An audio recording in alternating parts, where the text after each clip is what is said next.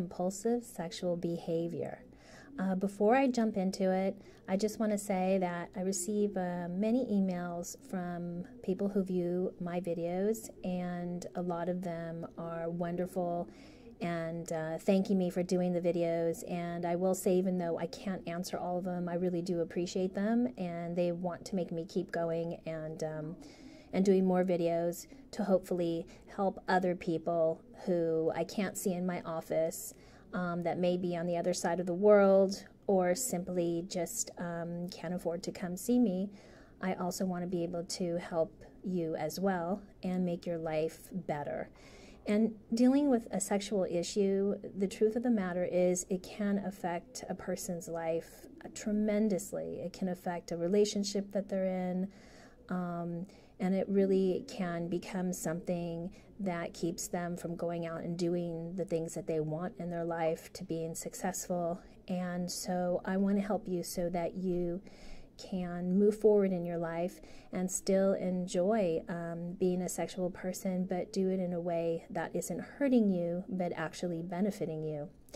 Because sex is something that is a part of all of our lives. We eat, we drink, we sleep, we do exercise, and we have sex. And of course, I always am promoting marriage. I really do believe in marriage and family, and I think some of the best sexual experiences are with a person that you're intimate with, that you love, and that you have a connection. Those really, truly are some of the best sexual experiences a person can have.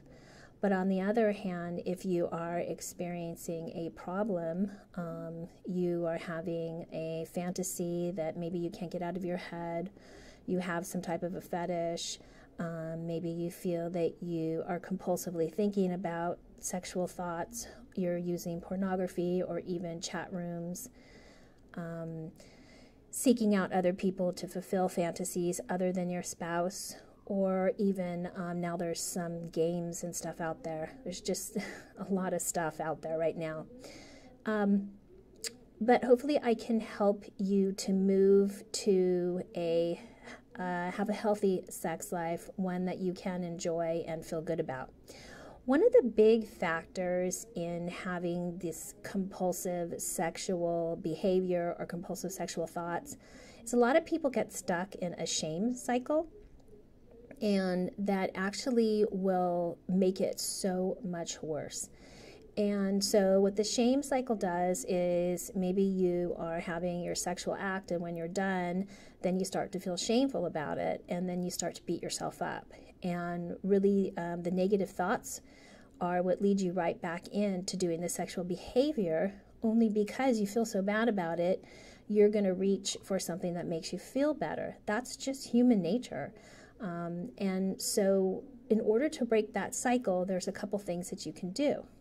So the first thing is to realize that you're not helpless, that you do make choices every day, and that you can make a choice to change your life. And when we have freedom of thought, we have individual rights. Along with it comes responsibility.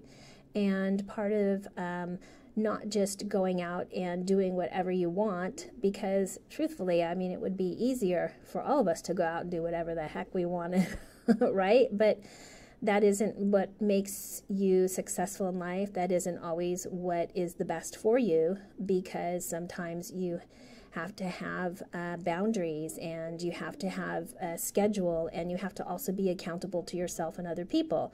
So all of these things play into a person's life. So one way to get a hold of the sexual problems that you may be experiencing is to set up a schedule.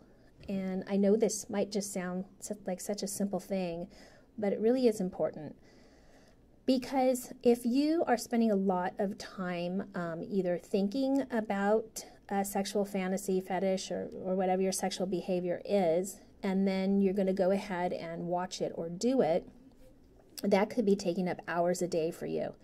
So truthfully, make yourself a schedule each day, each week, each month, where you're penciling in the amount of time that you're going to spend thinking about your fantasy, fetish, lifestyle, whatever it is, so that you are not missing out on other parts of your life. And so schedule it in. Once you've scheduled it in, then you need to give yourself permission to enjoy what you're thinking about.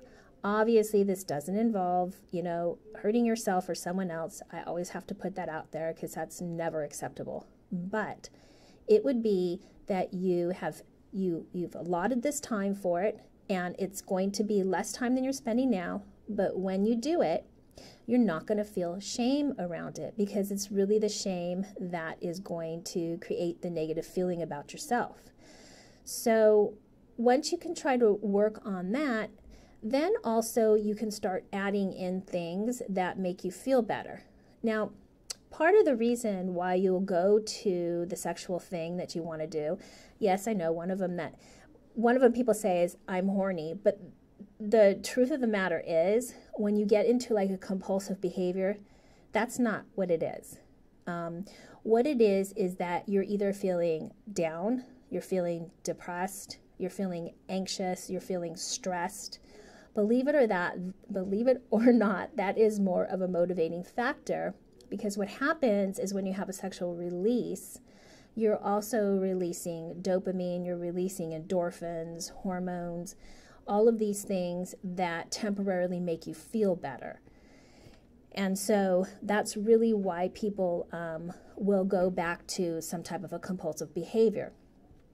Over time, if it becomes so compulsive, the good feelings that you gain from it get minimized too.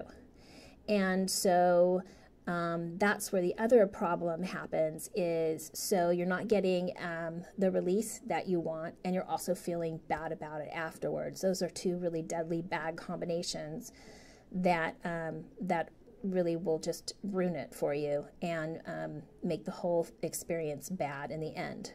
So limit the time. Also, don't have the negative thoughts, and then realize that you're doing this because you're feeling bad. With that being said, there is something that will make you feel better that you can use as a replacement, not all the time, because of course you want to allow yourself and give yourself permission, but doing some type of physical exercise, okay? And physical exercise will have the same effect because you're also releasing endorphins and dopamine. And it's really important that you can start substituting some of the time that you're spending doing your sexual thing. And so the exercise can be anything. It could be biking, hiking, walking, running, swimming, dancing, yoga. It could be doing jump rope in your bedroom. It could be jumping on your bed. I don't care, whatever it is,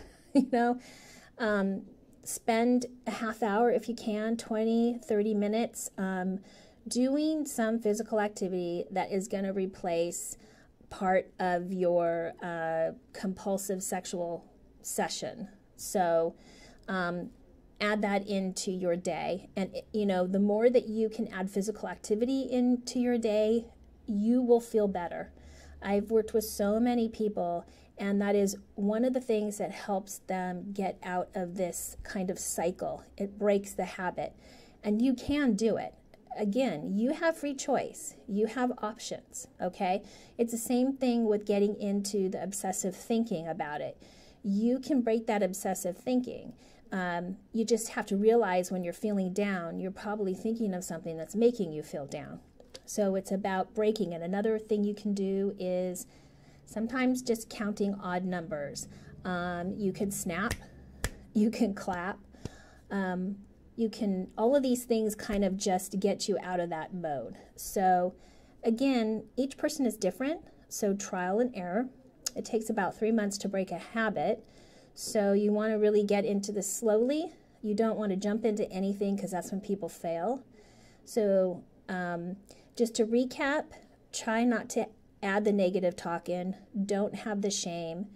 Give yourself permission, because that is one of the things. If you're going to do it, enjoy it, love it, feel good about it, but limit your time so that it's not impeding on your relationship or your daily activities. And hopefully that will help you get started, and you will start feeling better about yourself. And also, it can lead to having a better sex life, which, heck, doesn't everyone want to have a better sex life? So if you like my videos, please give me a thumbs up. It really helps to bring my videos up in rank so that other people can have access to them, as well as subscribing and hit the bell so that you know when I go live and you can be a part of the conversation. And of course, leave your comment. I believe everyone deserves to have a healthy sex life, and so do you.